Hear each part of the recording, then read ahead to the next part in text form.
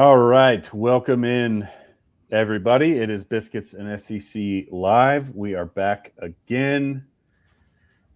And this is our 73rd show. So appreciate y'all tuning in tonight, tuning in every Wednesday. We are the top-rated podcast for people who love the SEC and biscuits. So Number one.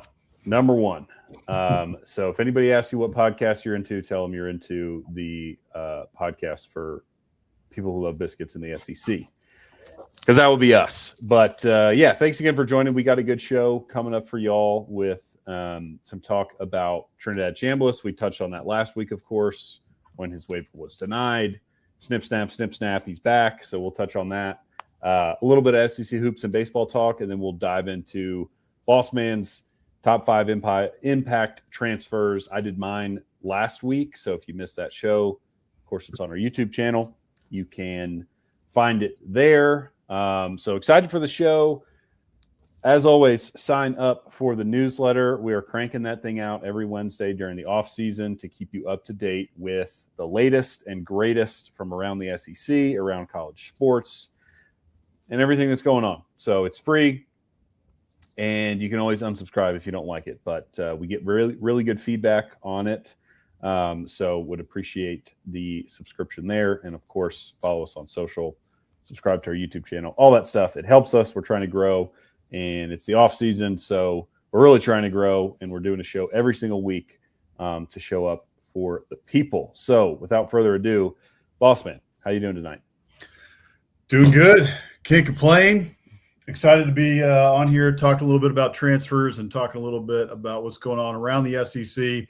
Always exciting to be on with you guys. So thank you all for joining us tonight. Should be a good show. Hope you guys were able to make Ash Wednesday service for those of you who partake. And going to be a good Lenten season. So looking forward to it. It's going to be a fun show. Should be a good show. I am actually, unfortunately, you know what? I'm giving up YouTube for Lent. So hopefully none of y'all are doing that because you won't be able to watch our show. But hardcore.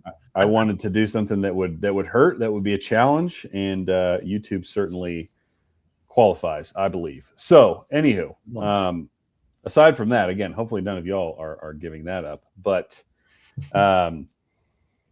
let's get into it. So we talked about this a little bit last week, as I mentioned, and of course we've been all over this in the newsletter. But Trinidad Chambliss is back for 2026. So if you've been following this saga, he's been waiting for this decision for really a long time. I mean, this goes back to even when Ole Miss was in the playoff over a month ago in January, whether or not he was going to get this 6th year of eligibility based on a 2022 medical red shirt, right? So there was competing stories whether he had a medical red shirt in 2022, one of his seasons at Ferris State, and he was initially denied by the NCAA, which we talked about last week, and then Ole Miss appealed and won. So some judge in Mississippi happens to be an Ole Miss alum, gives him the sweetheart deal, and he's coming back. So I don't really know what this means. I keep hearing the word get thrown around, but he was granted an injunction to play in 2026, given a 6-year of eligibility. The NCAA could appeal. To my knowledge, they have not yet, likely won't, because it would probably just lead to them getting stuffed in a locker yet again. So what are your thoughts on this case, this specific situation, the back and forth, and then what does it mean for Ole Miss moving forward? Yeah, first of all, I know people, and you mentioned it, right? Like, oh, backwoods Mississippi judge, right? He's given a ruling, in favor of Ole Miss. I think he graduated from Ole Miss Law School or whatever.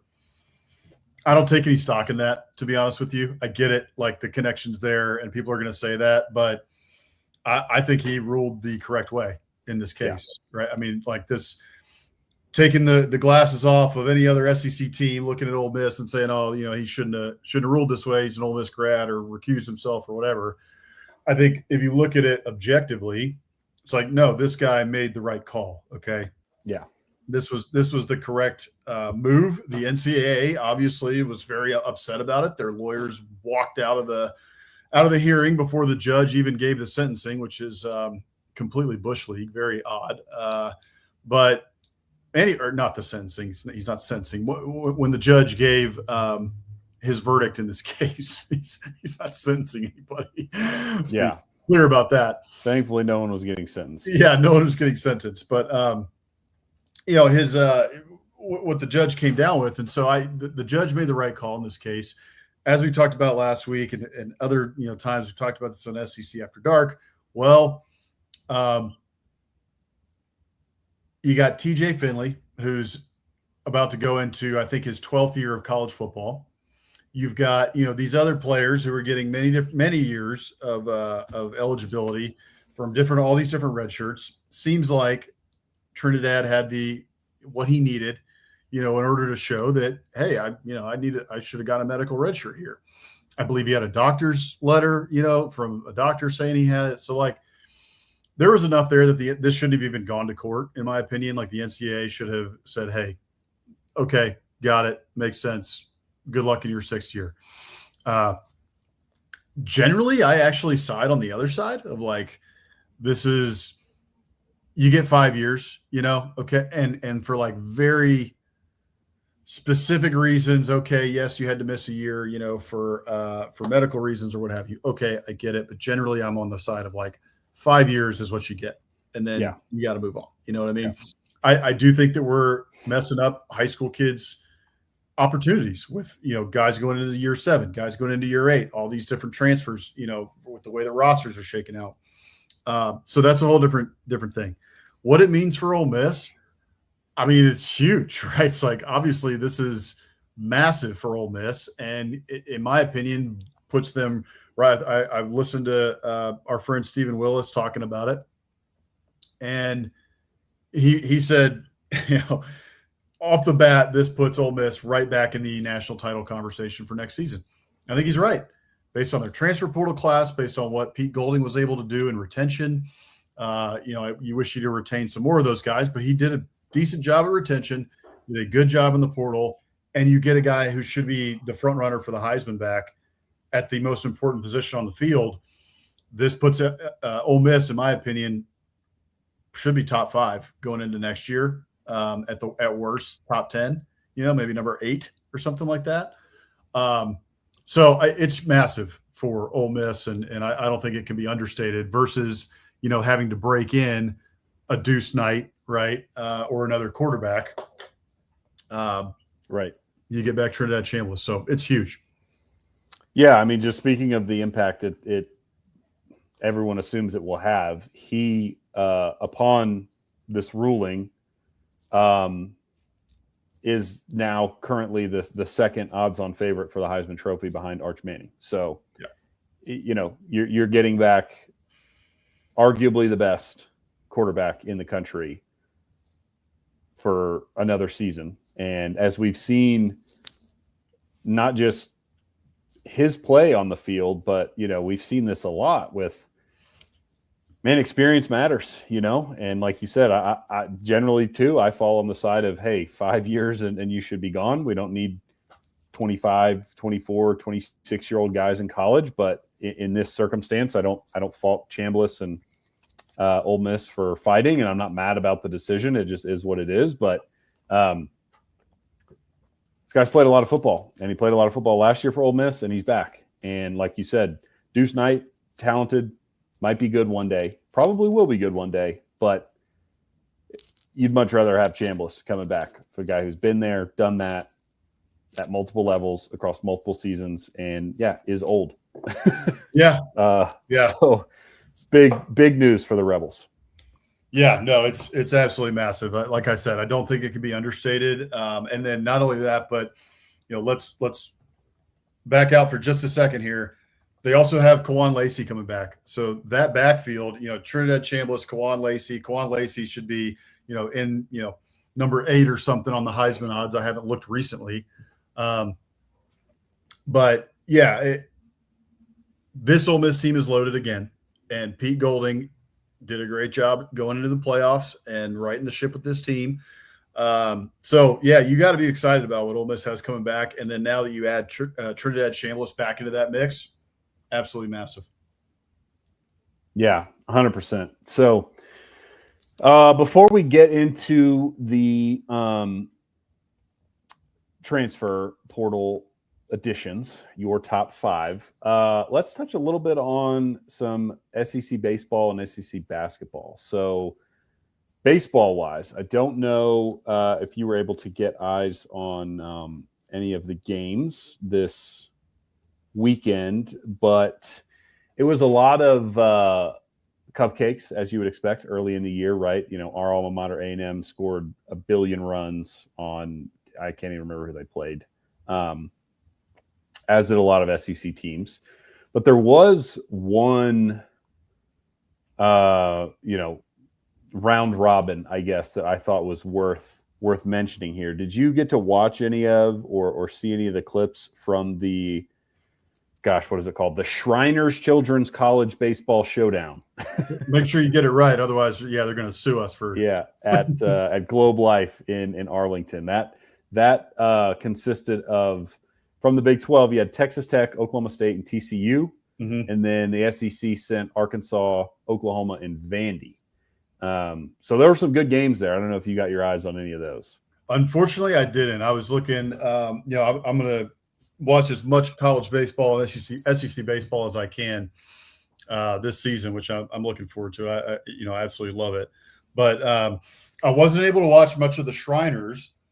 The thing that stuck out to me about it, though, I saw a couple dingers, from Arkansas, I believe. And then I also saw, looking at the records out of, the first weekend and heading into, early week play and such.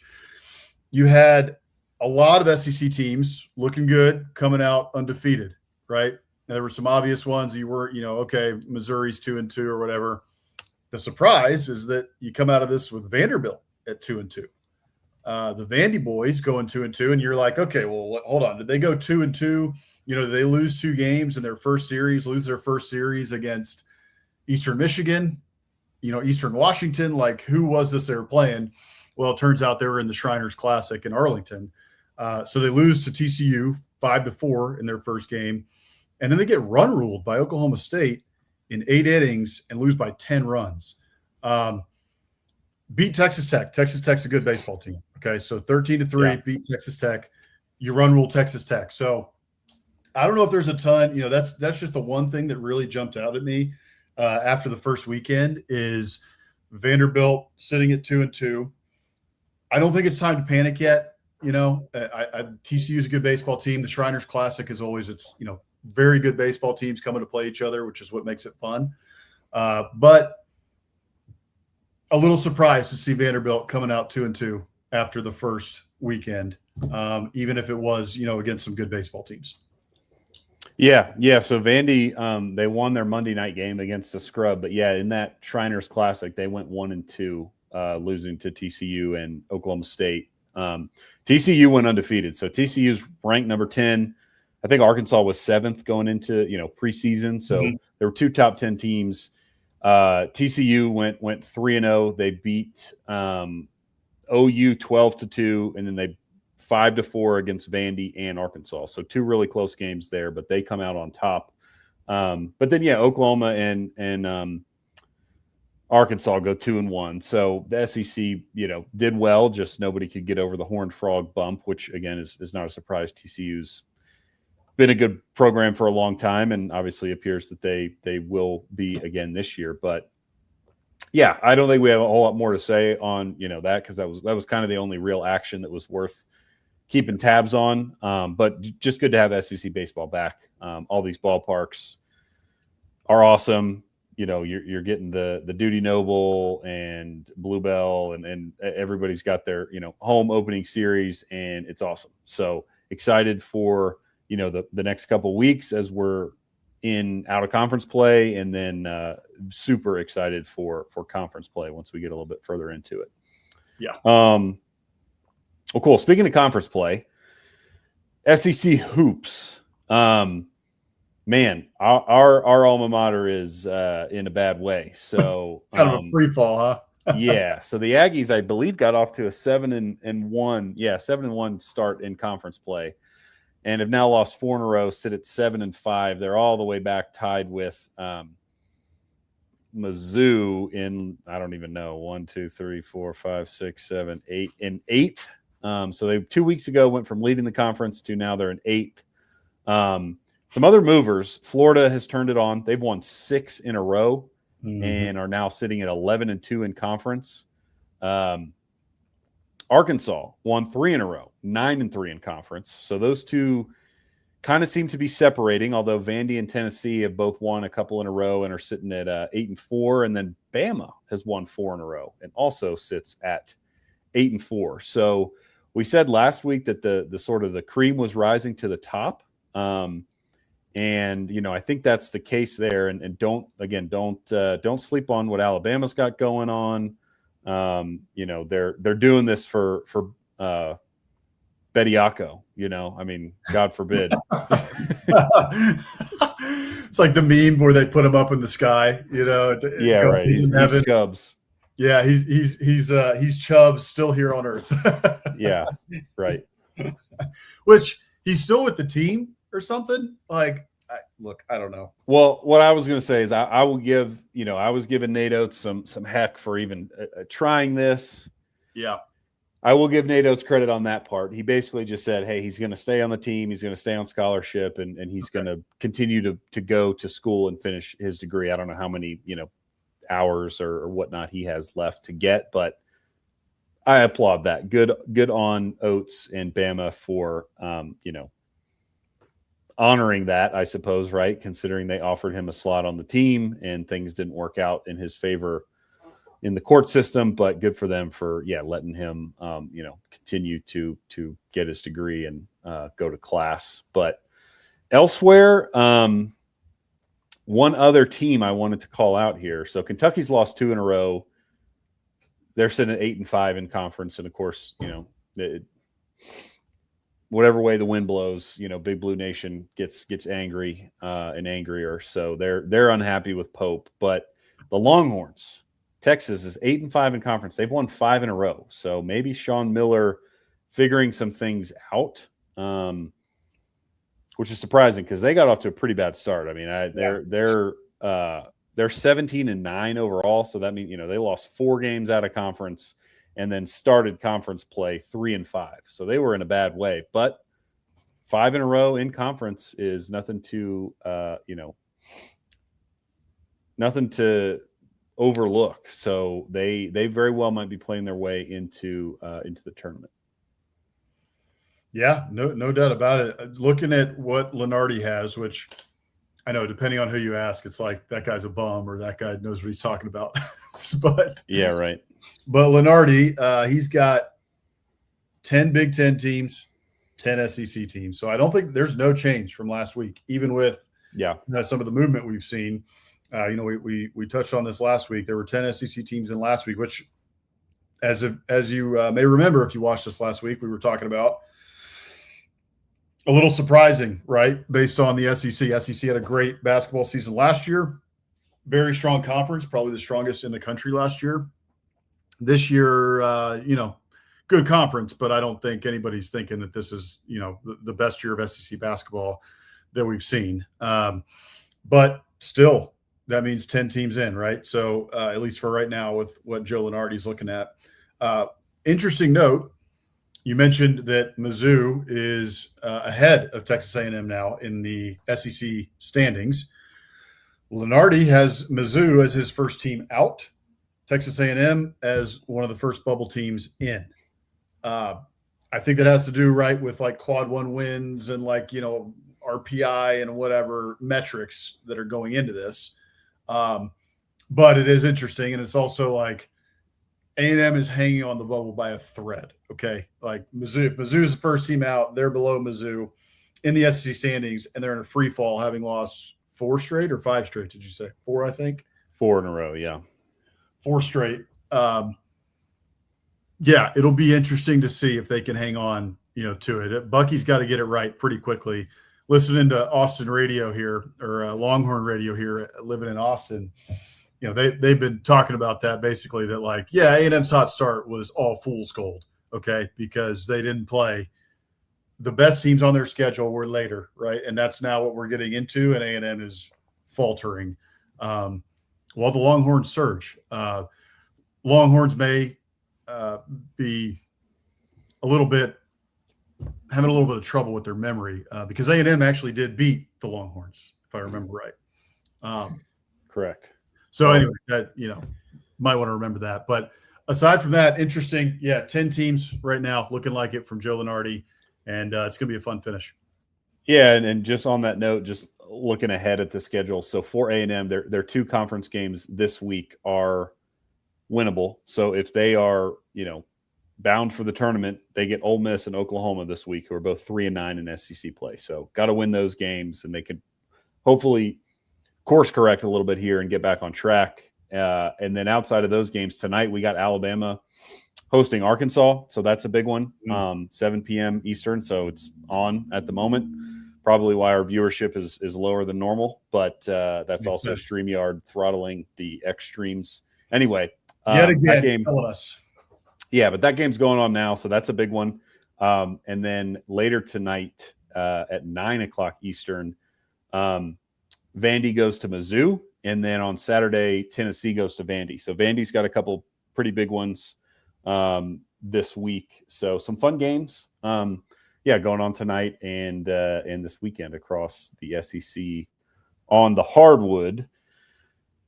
I think we've rambled enough, and we can get into your impact transfers. So again, if you missed last week's show, it's on YouTube. Feel free to go back and watch it. That would be great. But basically, we are laying out our top 5 impact transfers, for football, obviously. So we're, just ranking 1 through 5 who we personally think are going to have the biggest impact next fall. So just newcomers, names to be aware of, and people that we think are going to make a big impact.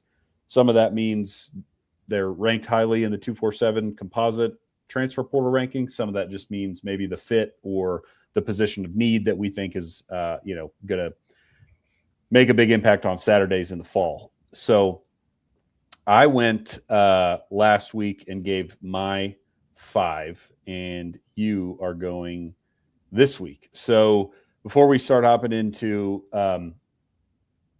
your actual players, do you want to preface this at all by, who you picked, why, or any sort of general criteria that you were using?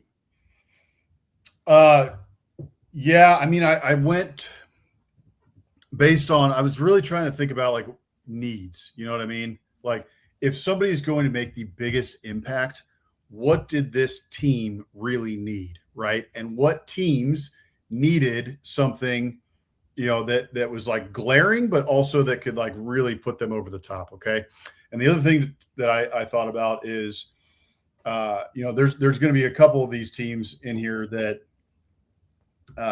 like there's a Kentucky one, okay, because they have a lot of needs and they have a lot of areas that could use some impact. But it's also like a bunch of different position groups, because of the transfers they got, could end up helping them make a huge jump. Okay. Now, other piece of this too, as I was thinking about, was, all right, what are some of these teams that are, high up there in the rankings or what have you, or did very well in 2025? What position or what is the need that could put them over the top and make them get further in the college football playoff, or make the college football playoff, or, maybe win a national title or whatever. Right. So those are kind of along the lines that I was thinking when I made this list. Love it. Well, just real quick too, to intro this before anybody gets mad at Bossman for leaving so-and-so off their list. Here was mine last week. So he's not double dipping and taking any of these. So I had Jordan Seaton, the offensive tackle from Colorado, going to LSU. Cam Coleman, the wideout from Auburn, going to Texas. Isaiah Horton, wideout, going from Bama to A&M. Byron Brown, USF quarterback, now at Auburn. And then Lance Hurd, the Tennessee offensive tackle, who is now at Kentucky.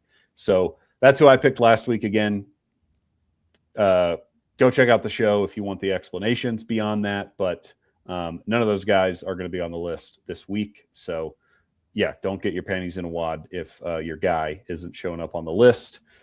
But yeah, I think we should go ahead and kick it off. So go ahead and give us your number one. Okay. So I went a little differently than you. I don't think you meant to do this, but I don't. If you look back, including your honorable mention, Austin Simmons, all offense. It's all offense. I did not mean to do that, but yeah.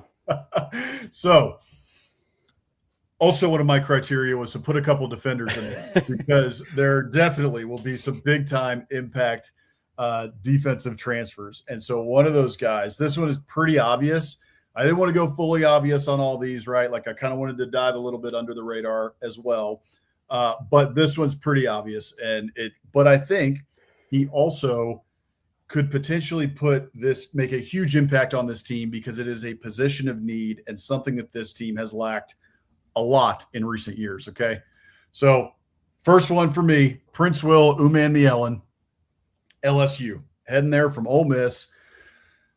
This kid had a pretty dadgum good year last year. All right. 44 tackles, 13 tackles for loss, 9 sacks, 13 QB hurries for Prince Will at Ole Miss. Big reason why they made it as far as they did in the college football playoff. He was the number 5 overall player in the transfer portal and the number 1 edge. So, why did I pick him number 1 overall? Well, LSU for years now, multiple years now, has had issues along the defensive line. They've had some big names, Mason Smith, right? Like some of these different guys have come through. There's been a lot of hype for some guys, but the truth is there really hasn't been that much production or to the level of production that you would expect, especially along the defensive line. And really linebackers too, right? Harold Perkins, Whit Weeks has produced. There's been a couple guys that have produced. But from the front 7, the front line at LSU on the defensive side of the ball, really not what you would have expected out of the Tigers over the last couple of years. I'll give you an example, okay? Sack rankings over the last 3 years in the SEC. LSU, 10th, 7th, 7th. So that's 2025, 24, and 23. 10th, 7th, and 7th. That is not LSU football, okay? LSU is coming downhill at you. LSU is in the top 5 in sacks. LSU is, all over the quarterback all night long, in your grill, hard-nosed football, right? Face mask to face mask, we are coming after you. And it hadn't been that way for the last couple of years under Brian Kelly. Blake Baker, I think, has been getting it better, right? The defense definitely much better this season than it had been, which is why Lane Kiffin retained him. But if LSU under Lane Kiffin on the defensive side of the ball is going to get back to being LSU, mean, nasty, don't care what you think about us, we're going to plant you in the ground type of football, they're going to need players like Prince Will Umanmielen. So that's why he was number 1 for me.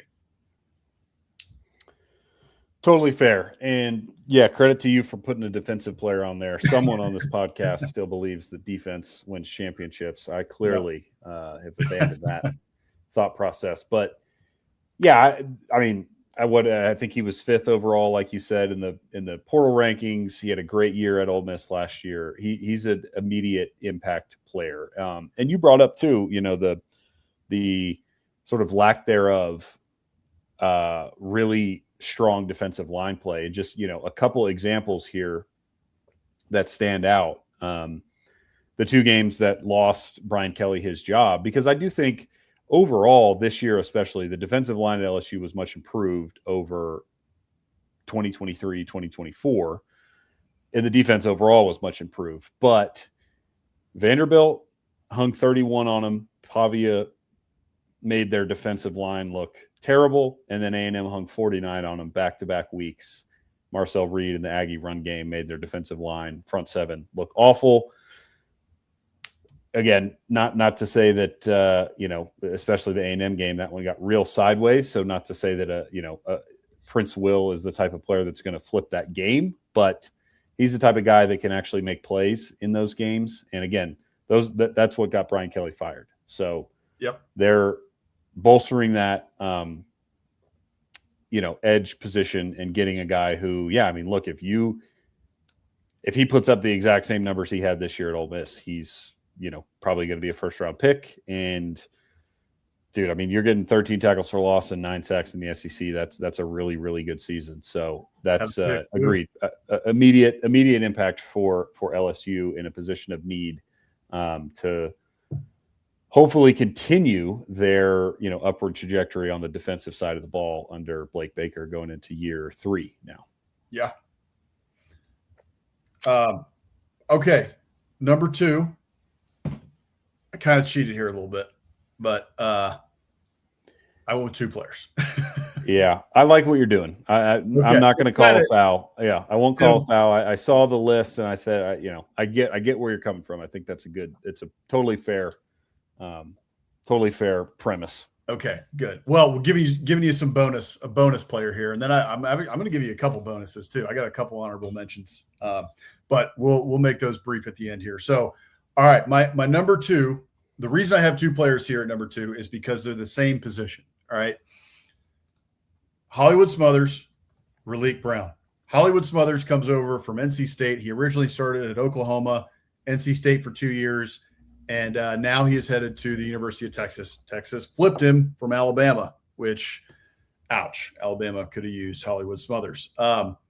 Smothers, there's an S on the end of that. I will talk to our graphics team and make sure that they get that fixed on next week's show. But Raleek Brown, he comes over from ASU.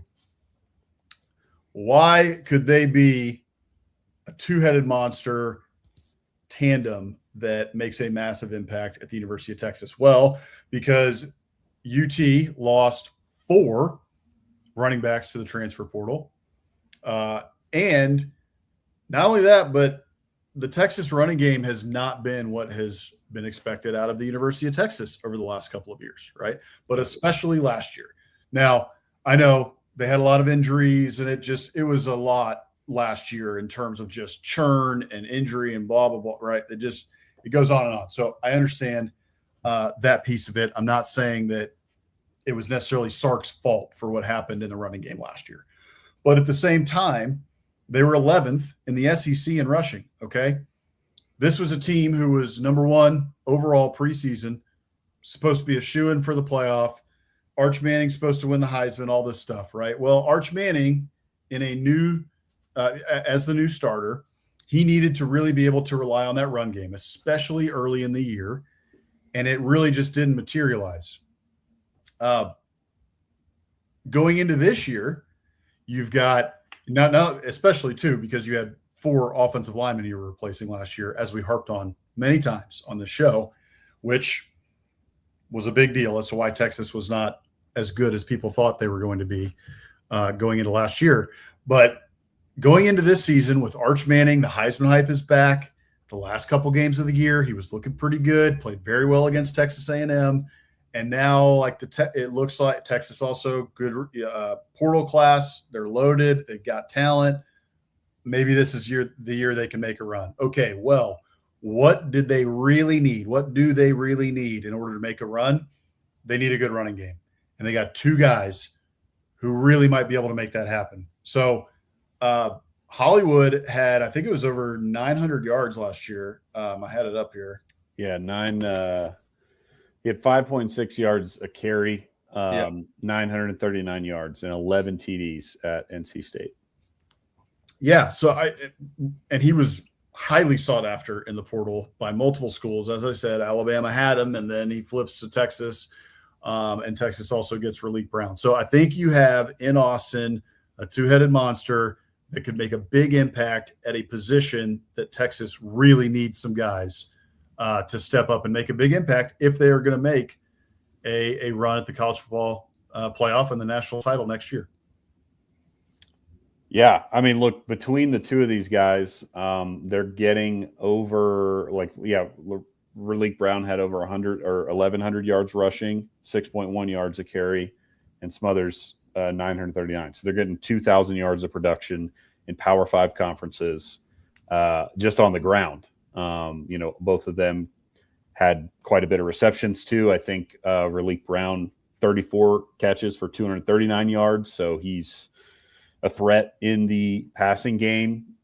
Smothers, 189 yards receiving. So at least a somewhat of a threat.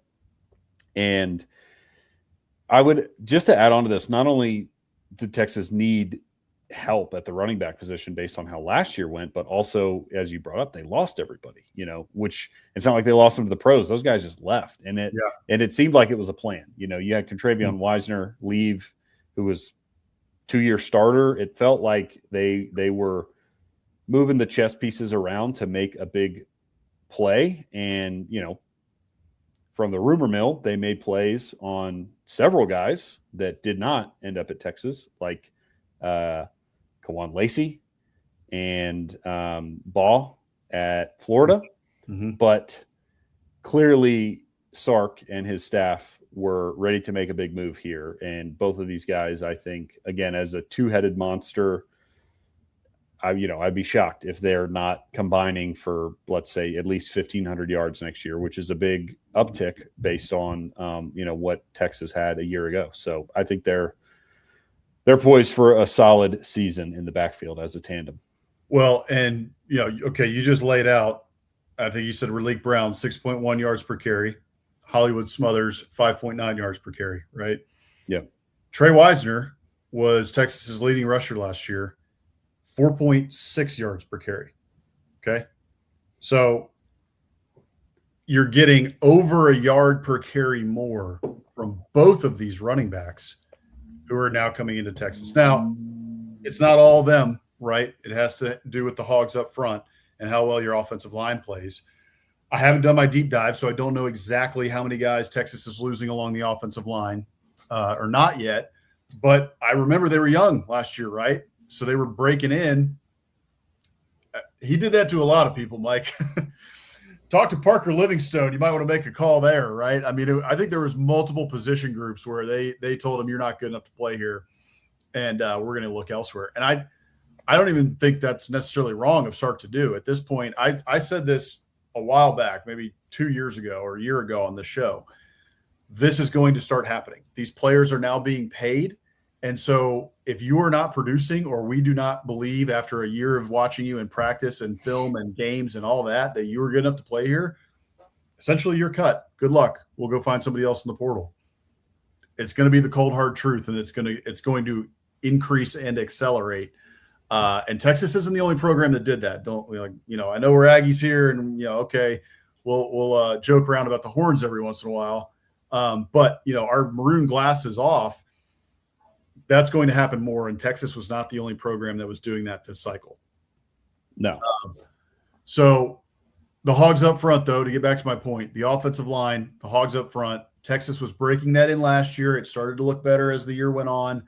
You go into this year, you've got to be much more confident in what you have in your offensive line coming back with, first of all, protecting Arch Manning, and second of all, with what you just brought in through the portal at running back. You got to be confident if you're Texas. Yeah, agreed. No, I think, these two guys are one of many that Texas brought in that I would expect to have a pretty serious impact on the 2026 Longhorn season. So how about number 3? All right. Number 3 here is also pertains to the running game. All right. But it's not a running back. That is Nick Brooks, Alabama. Nick is coming over from the University of Texas, interior offensive lineman. He's a 4-star in the portal, and he comes to Tuscaloosa when the Crimson Tide are in big need of offensive linemen, and especially guys who can move some people in the run game so that they can find some semblance of a run game for the first time in like 2 years. Other than, quarterback run with Jalen Milroe, which none of that, a little bit from Ty Simpson this year, but not much. So it's kind of like LSU, right? Like LSU, we've seen, hey, they're supposed to be good along the offensive line. LSU's always supposed to have a good running game. The same could be said for Alabama.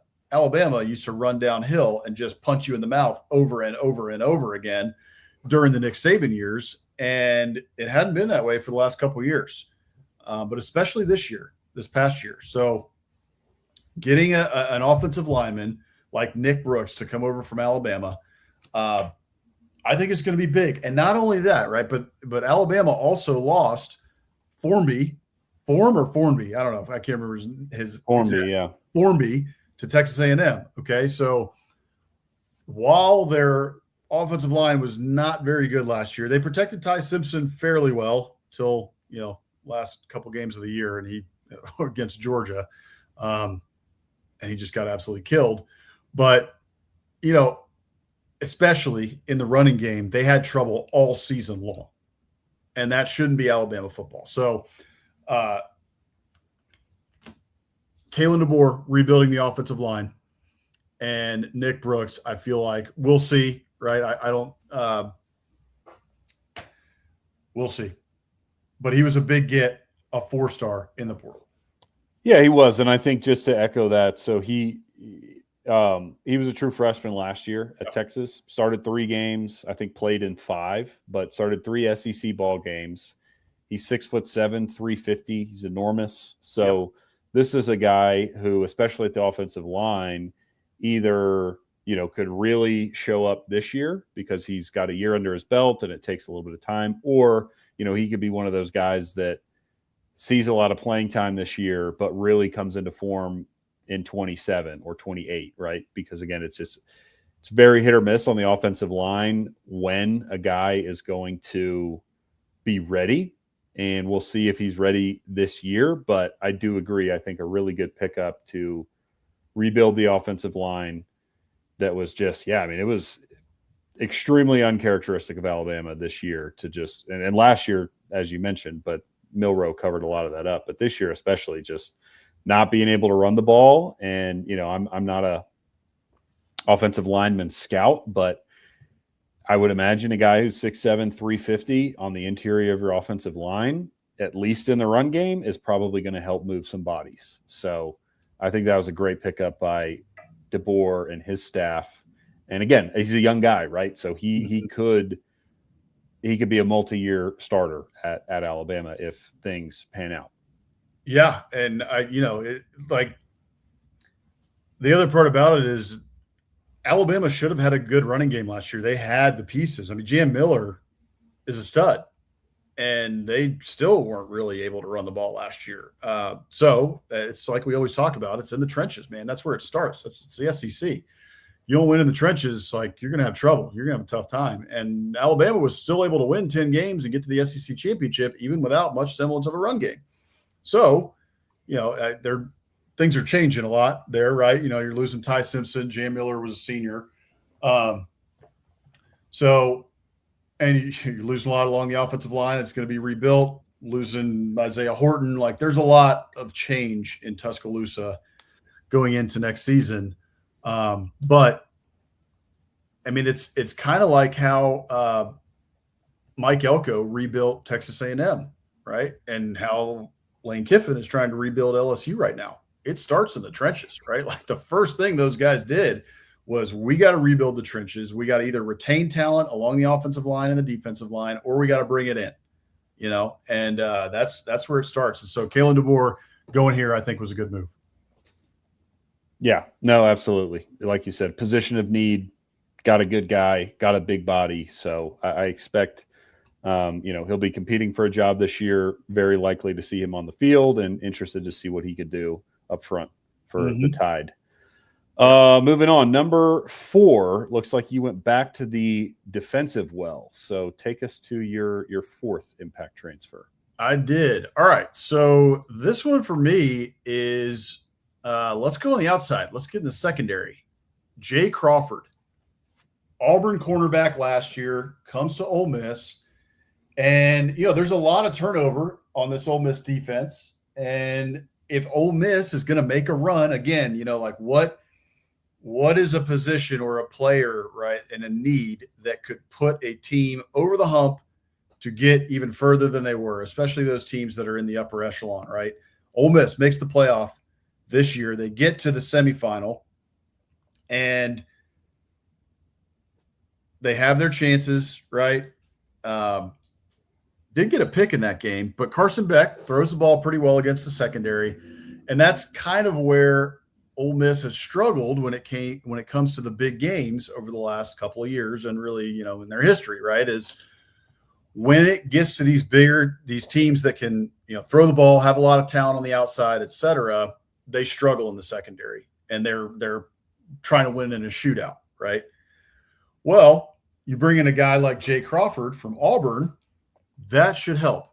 All right. So Jay Crawford last year, 10 starts at cornerback last season for the Tigers.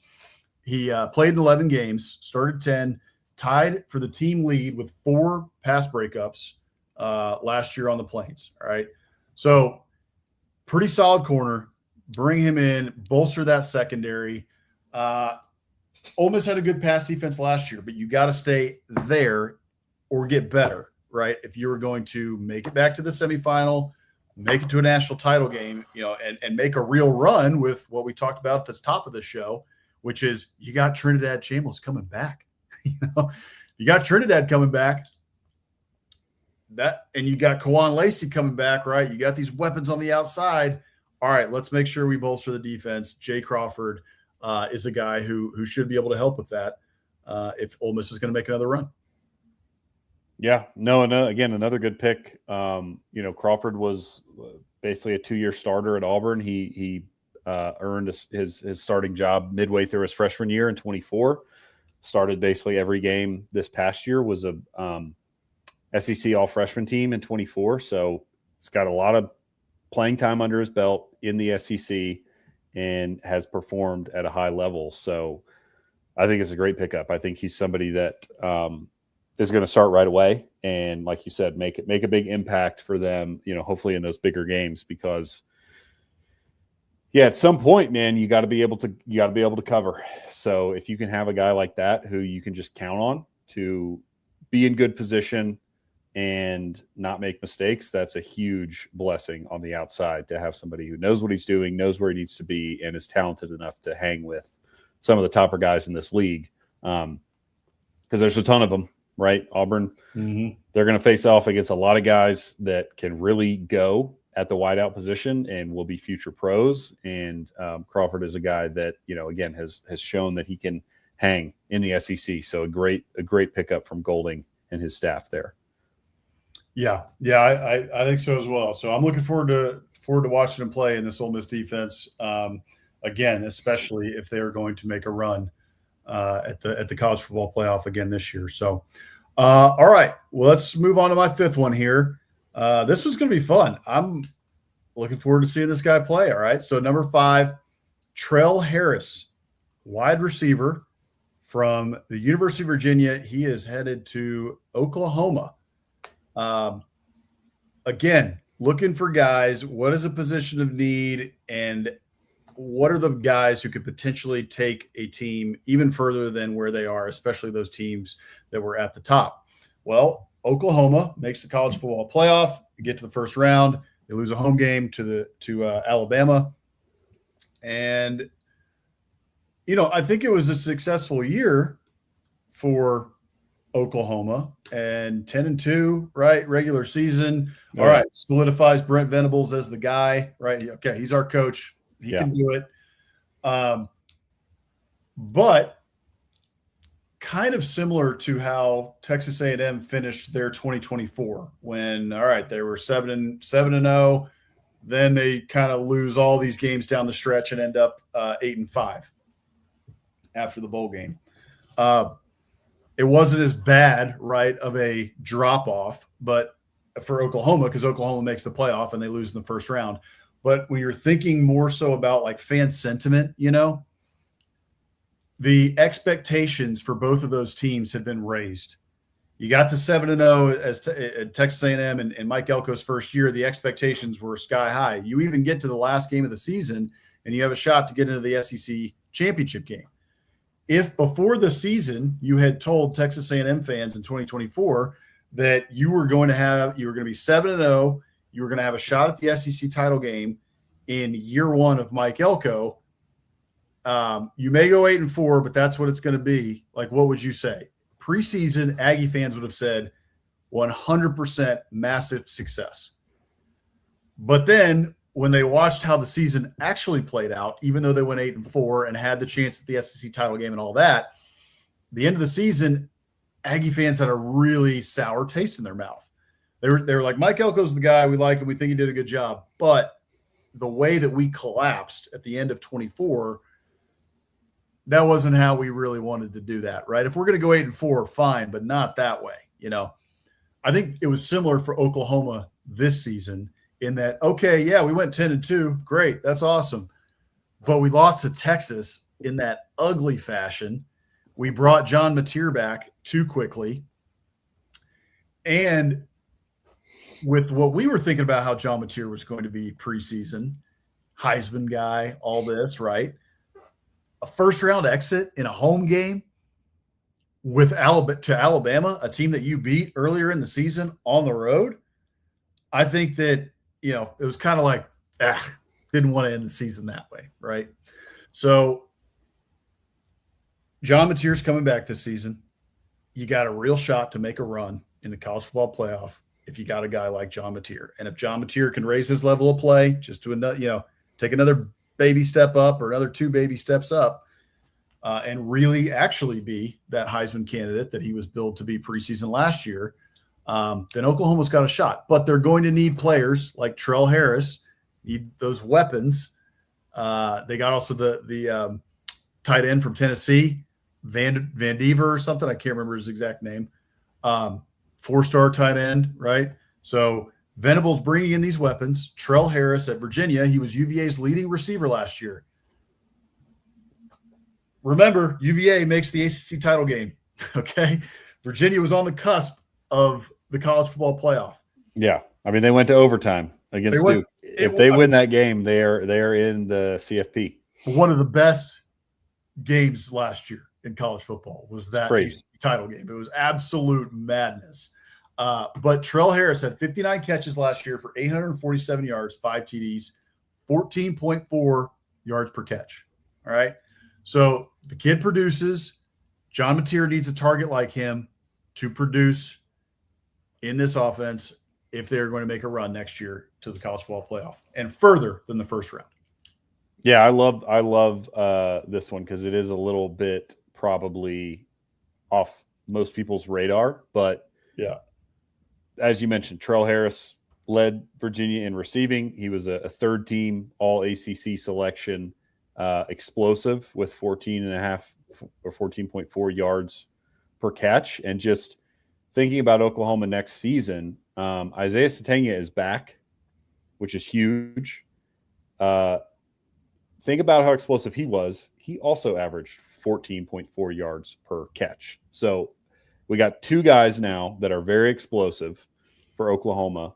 And the Sooners' second leading receiver, Deion Burks, is gone to the NFL. So there's a immediate need to fill that role of, kind of your number 2 option behind Sategna. And also, we brought this up all felt like October, November with Oklahoma. Once it became clear that their offense, as you brought up, wasn't maybe what they were hoping for with Mateer and Arbuckle coming in, and it was, hey, this is a defensive team and they're going to win defensive ball games. We just kept saying, like, Arbuckle's doing a really good job because they're almost working with one hand tied behind their back on offense because they can't really run the ball. Mateer's not healthy, really, and they pretty much have one guy at receiver, and yet he's making big plays every week. And so just giving somebody else, and not to, slander Deion Burks, he's a good receiver and had a decent year, but Trell Harris, I think, is a little more, of a threat to hopefully pull some pressure off of Sategna in that offense and just open things up a little bit. And then again, if they don't, right, if you want to blanket Sategna, then they finally have hopefully, a legitimate second option for Mateer. So yeah, if Mateer's healthy, they got 2 explosive guys on the outside who can really go. I think that's a good pickup for the Sooners. Yeah, and now it's going to be, okay, show me in the SEC. Look, I'm not going to bag on the ACC right now and like turn it into that, but The SEC is a step up in play. We all know it. Just go look at all the NFL draft every single year, right? SEC rules the draft. All the best players in college football play in the SEC, right? So now come show me and do it in the SEC. But with a guy like Isaiah Satania on the other side, should open it up a little bit, right? Yeah. Pick one. Right now I'm going to pick Isaiah Satania. So Trell Harris, show me. But he's got the stats to back it up from what he did at UVA. So I'm looking forward to seeing what he can do. Jack Van Dorselaer. I'm going to screw his name up every time. He's from South Lake Carroll. So he's a South Lake Carroll kid out of Texas. He's the one who went to Tennessee, tight end. He was a freshman last year. He transfers to Oklahoma. Didn't have a whole lot of production or anything last year, but he's a 4-star in the portal. He's 6'5", 236. So he's a massive target for John Mateer. So another guy to watch out for the Sooners. All right. I had two other honorable mentions that I'll just mention here real quick. We're going to be close to on time tonight's show. So pat us on the back for that. Close. That's right.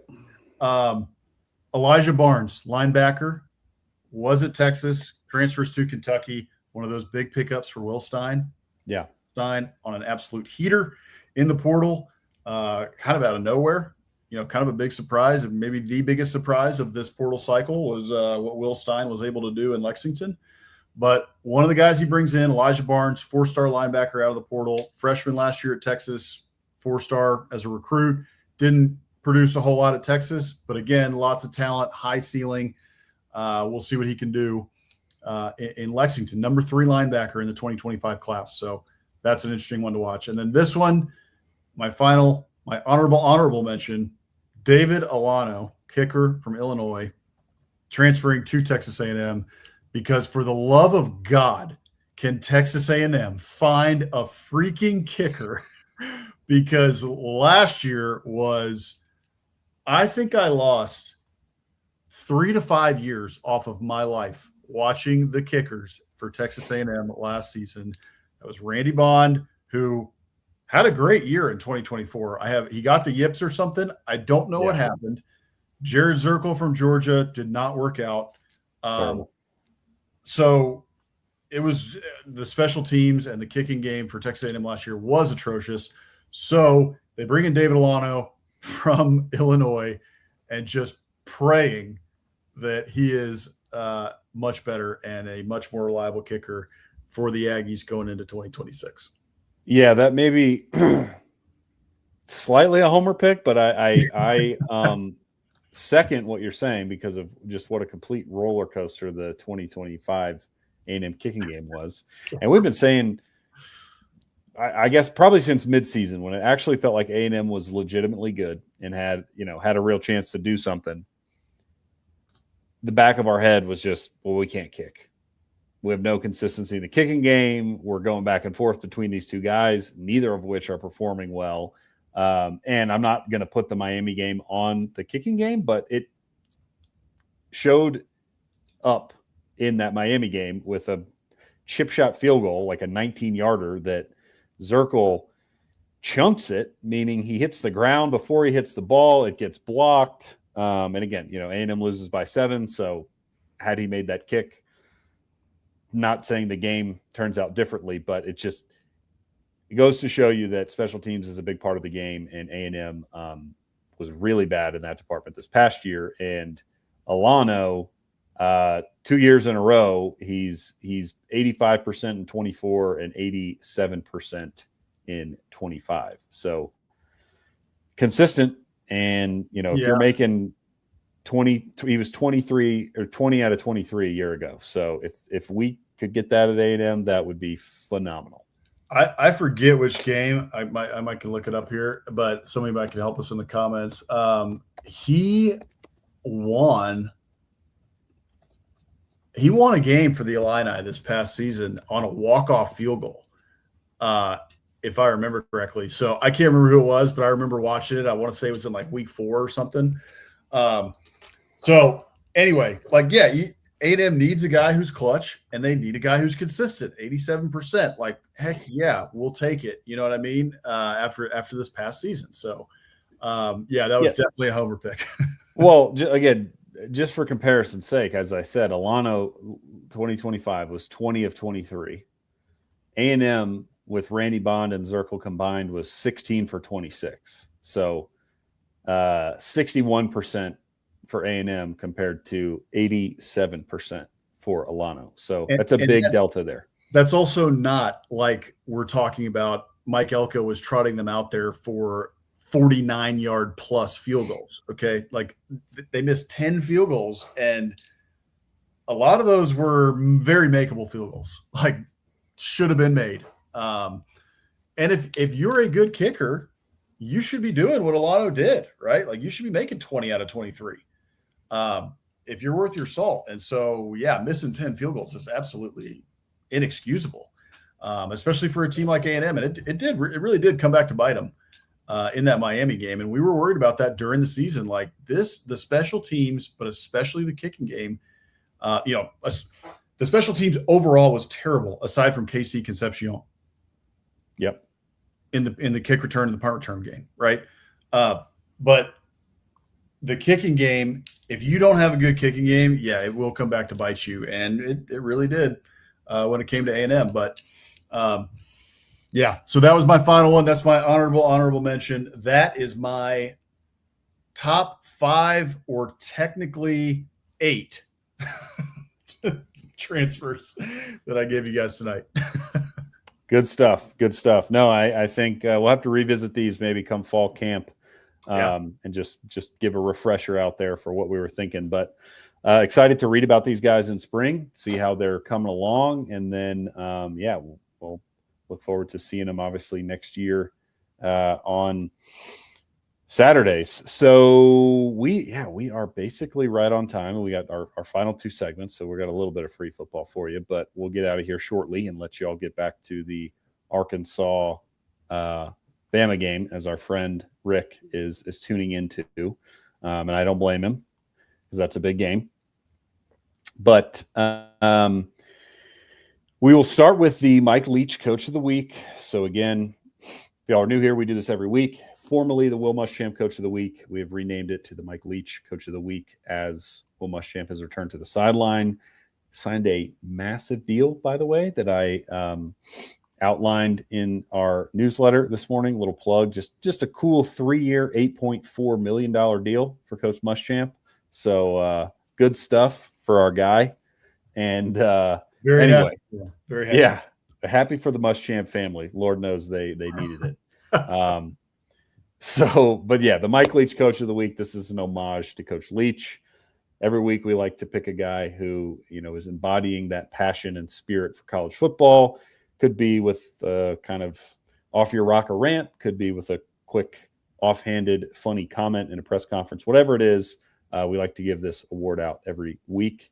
And it's slim pickings in the offseason, but we are making do. We had another pretty good one this week. This guy's won it a lot as of late. Basically, since he took over at Florida, it seems like he's winning it every other week. But of course, I'm referring to John Summerall. Excited for actual football season with this guy. But he was on Sirius XM radio with Danny Cannell, and he was asked about dealing with players in the NIL transfer portal era. And he had an interesting response, saying it's actually easier, he thinks, than the old way. And then he goes to explain why here. Because if a guy wants to act some sort of way about having to do something tough, I'm like, dude, you make money. Shut up, bro. You're getting paid, dog. Put the work in. So I think some coaches with this new world we're living in of transfer portal NIL have gotten softer. I've probably gotten crazier. I'm like, no, I'm not. Don't tell me about this is too hard. We're all pros here. Be a pro. Love it. And I think Mike Leach would have felt the same way. Yeah. We're all pros here. I mean, that's really, it is funny the way that he said that, right? But it's an interesting clip, because that's the truth. These guys are getting paid now. And it goes back to what we were talking about earlier in the show. the NIL era, these guys getting paid, that is the other side of this. And the other side of this is you're a pro. You're going to get treated like a pro. All right. And it is a little different, right? Because there is the transfer portal. It's not like you're locked up in contract for 4 years in the NFL. But I like his approach of I'm actually going to be coaching kids even harder now than I did because they're getting paid. And I think his approach is interesting because it's unique. Most people, like he said, are going softer in order to try to retain the roster or keep kids around and hope that they don't jump, right? He's going the opposite way. And that's actually, I think, going to make him unique, and it's going to attract a certain type of player in the transfer portal of like, actually, I do want to play for that guy. Mm-hmm. Like, I want to, pay me X amount of money, but I want to play for a dog. And that guy's a dog. And I want to, if he can give me the NFL, like I'm going there and I actually expect him to, coach me hard so that I can become the best version of myself and get to the NFL. Like I'm not some soft defensive lineman or soft wide receiver or whatever. Like I'm coming here to learn and make myself better. And so I think that's a really interesting approach from Coach Summerall. I do too. And I think it's a good one. Like you said, it's sort of a, kind of weed out the guys that are maybe not there for all the right reasons, right? Just, hey man, be a pro. And if you're not going to be a pro, I don't have time for you because you're getting paid. And like I said, we're pros here and I'm going to coach you hard. And if you don't like that, you can go somewhere else because I want kids that want to be coached hard.